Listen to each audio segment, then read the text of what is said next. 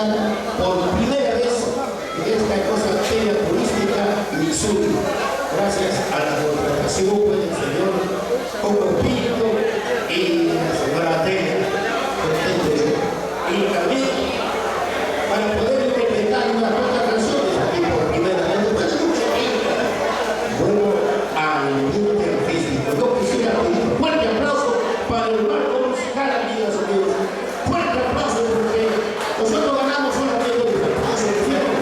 Como dice el Pablito con la partida, también por la guía del trabajador, porque todos trabajamos. Yo trabajo en la bolsa. Bien.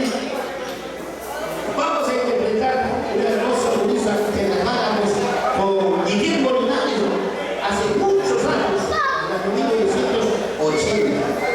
Ahora cómo nos va, si la voz está bien, no sé. Una hermosa blusa. El título, Amor.